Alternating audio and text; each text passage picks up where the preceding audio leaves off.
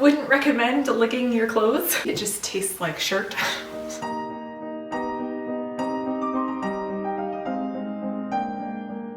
Hello everyone! If you've been noticing in my last few videos that I have bangs now, you're absolutely correct. I did actually impulse cut myself some bangs and I'm still trying to figure out how to best style them. I am also working on knitting my stockings. I'm about 7 inches into my first stocking, but I still have quite a ways to go. At this point, it's a lot of straight stockinette, which is going to take me a while in that gauge that I'm knitting. So I decided to do one of the ideas that I had from previously, which is to try out different ways to wash lace, specifically hand knit lace. A lot of you have pointed out in the past that a lot of the things that I make and I attach lace to are things that would typically be washed often. For example, these are my lovely drawers that I have the recreated lace on, as well as my corset cover that has some lace trim, which at this point is starting to look a little bit rough. And then I actually just finished the lace that's going to trim my wrap corset. So I thought I would try 3 different ways to wash this lace, see which one I like the best, and then try out that method on my chemise. So yeah, let's get started. Let's try out the different methods. So the Workwoman's Guide says that the best methods of washing fine and valuable lace are as follows. Take a pint bottle, which is better than a larger one. I only have this old wine glass, and wrap a piece of clean muslin or linen around it and fasten it with a few stitches. Okay, so I have this bit of muslin. Okay, so now fasten with a few stitches. Wow. Okay, this isn't so easy. How tight is this supposed to be? Okay, this is definitely not like a fast way of washing lace because the setup is already quite intense. And this way of washing lace also requires that you take the lace off. So whatever you're washing, you'd have to first remove the lace and then wash that item separately and then reattach the lace. All right, it's not the most beautiful stitching I've done in my life, but I think I'm gonna call that good. And it says the next step is to wind the lace around the bottle, avoiding the neck, and wash it in a light lather of white soap and water. Here is my corset lace. Thankfully, this was already taken off, so I don't have to do that step. So I'm just gonna maybe start by tacking this end in place.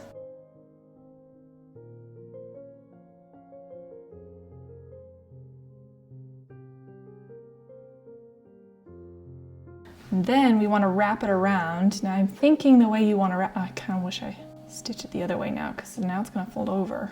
Oh well, I'll just wrap it. And I wonder if they assume like a certain size of lace that you would be doing this with, because I guess if I were to do this maybe with like my petticoat trim lace, that would definitely be way too long for one bottle. Well, this actually does need a wash and I haven't even worn it. And I'm not trying to stretch it too much. This method also doesn't give me the option to know, I guess, exactly how long I'm making my lace, because I knit the lace to be just about the right size, needing a slight bit of stretching. So this is also a little bit more difficult for me to understand exactly how long the lace should be at the end. Okay, now I'm gonna tack this end in place.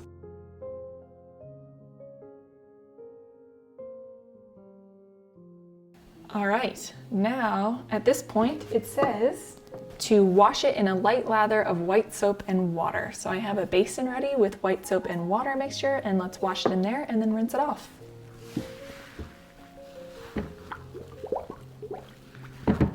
Ooh, this water's probably a little hotter than it should have been.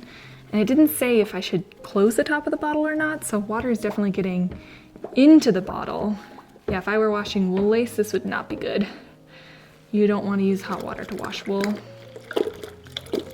But this is cotton, so it should be all right. It's kind of fun to wash it on a bottle though.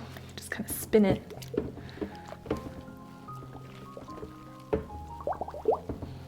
All right, now I'm going to put this through a rinse just in the sink real quick, and then the next step says to, when it appears clean, rinse it in fresh water and put the bottle in the sun or in a warm room to dry the lace. Okay, so I guess I will rinse this and then place it outside in the sun to dry.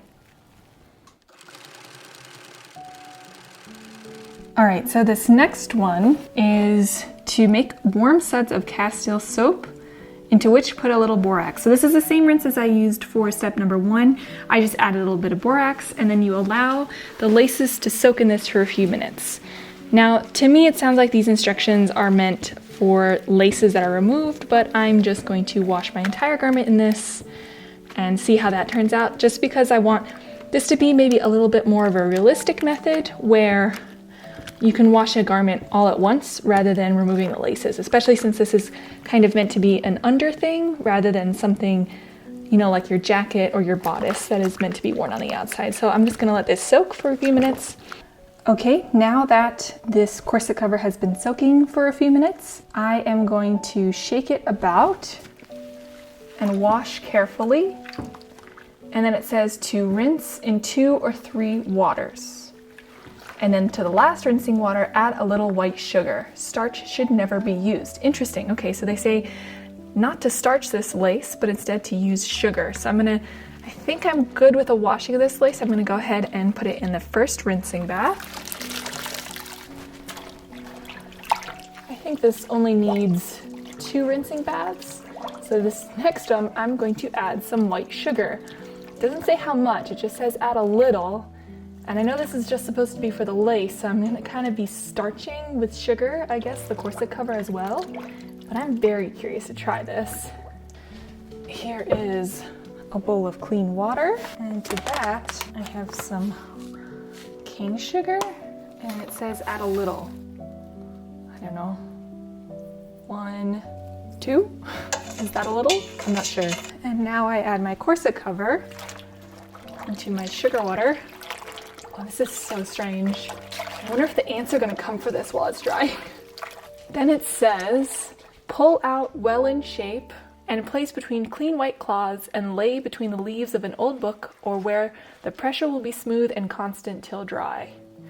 Okay, so this is definitely meant for just the strips of lace. Maybe should have thought this through a little bit better before I did this. Let's see what I can put this between while it dries. Probably outside. So I have my cloth. Wow, this is so wrinkly. And see if I can maybe lay the lace out a little bit straight at this point. Okay. Oh my gosh. Okay, the only way that I could find that was large enough was actually my wash basin. So that's gonna press it down while it dries. We'll see how that goes. All right, and the last method of washing is going to be from my lovely commenter Alex, which is to wash these drawers as usual, and then to dunk the ends in starch and use a piece of cardboard on each of the legs as kind of a pin board so I could put it in the right shape as it dries. So I'm gonna just wash it in the same solution that I used for the other ones. This time no sugar, and I'll be using actual cornstarch to make some starch to use starch as lace.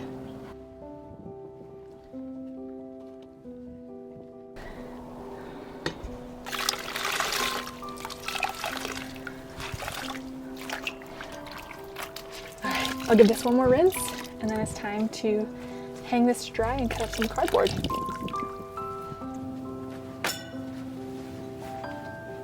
I actually think that this lace would dry quite well just letting it hang. The points wouldn't be quite as sharp as they were after I originally blocked them, but I'm very curious to see how much better it'll do using Alex's suggestion.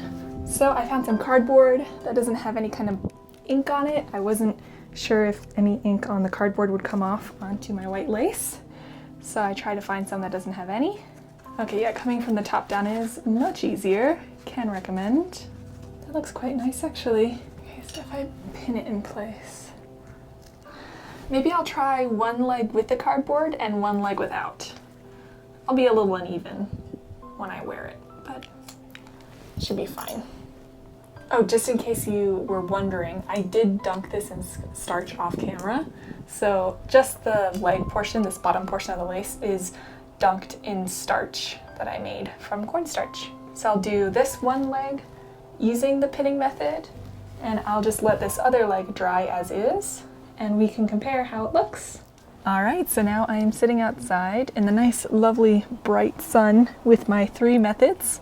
My first is this bottle wrapped method, my second, which you can't see, which is right here, which is that weighted method with sugar instead of starch. And then my third method is just washing as normal, dunking only the lace portions in starch and letting one side dry with this cardboard piece to kind of hold its shape, and the other side just hang dry and see what happens. Let's give it a few hours. All right, so it's been more than just a few hours. It is now the next day, but all of my pieces are now thoroughly dry, if not also completely and thoroughly wrinkled.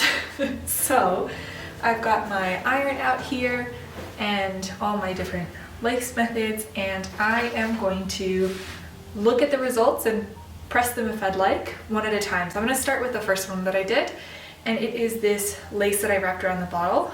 I didn't actually get all the stains off. I didn't realize how stained this lace was. I'm not exactly sure how I did that because this is brand new, fresh knit lace. This has had no starch or anything like that added to it, just a wash and then dried around the bottle. So I'm gonna remove it now. I don't know if I caught any of that, but I just used my unpicking tool here to unpick the tack stitches that was holding this in place, and then I'm gently unwinding the lace from the bottle. It's a bit nerve-wracking to go so close to my lace with something so sharp and pointy, but it ended up okay.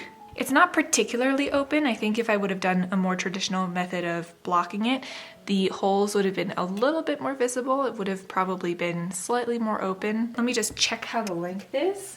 Yeah, I think generally this length of lace is gonna be perfect. You know, I'm generally happy with this method of washing and laying out the lace. It doesn't give it the most crisp or defined lace that you could, especially for knitting.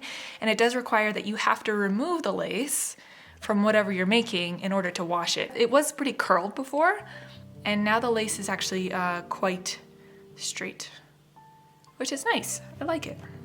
So the second method of washing lace I used on the corset cover, which was to not use any starch on the lace, but to instead rinse it in a final solution of sugar water. So now this entire garment was washed in sugar water and then was pressed between layers of fabric and a heavy weight on top. It is still quite wrinkly, so I will be pressing this garment, but it does make me kind of think, because there is sugar water on this, and typically sugar and heat, I guess technically butter, make caramel.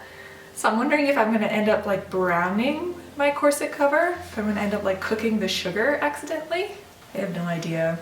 Although good news on the sugar water situation, we didn't have any kind of critters or creatures crawl up on this like I was worried that they would. I mean, I put 2 tablespoons in with the entire bowl. I'm curious how sugary this is. I don't smell it.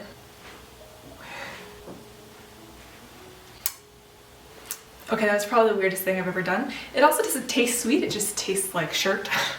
So wouldn't recommend licking your clothes. Okay, so I guess maybe not that much sugar actually made it in, but I will be pressing this one just because it is so wrinkly, and I'll also be pressing the lace to kind of put it back into better shape. It's curling a little at the edges, so I do want to press it a little bit.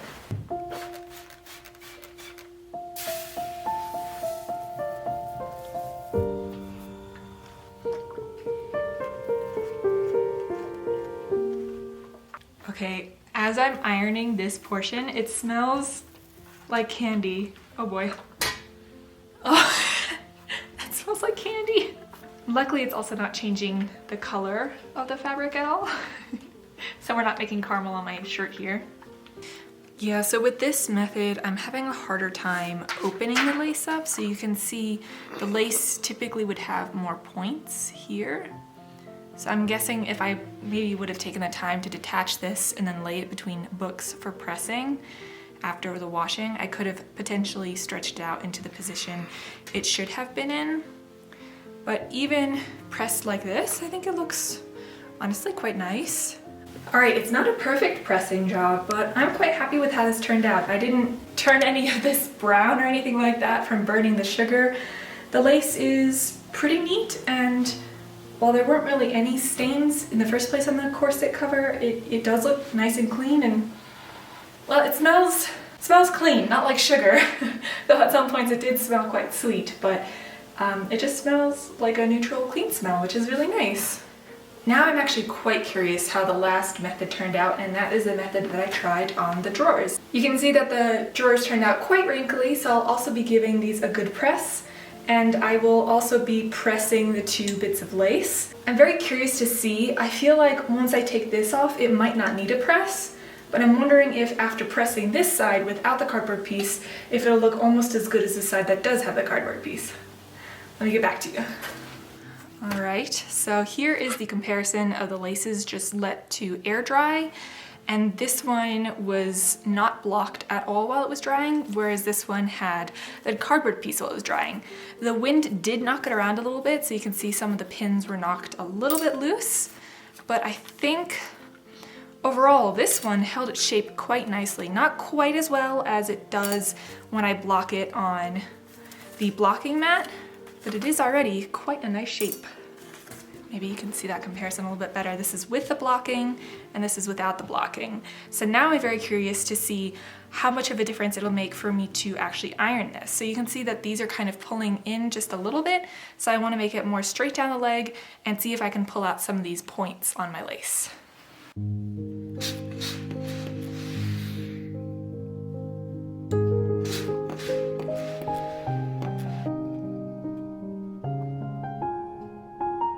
Something I am curious about is why it was recommended to never use starch on lace. Does it make it too stiff? I wonder if there was any particular concern with that.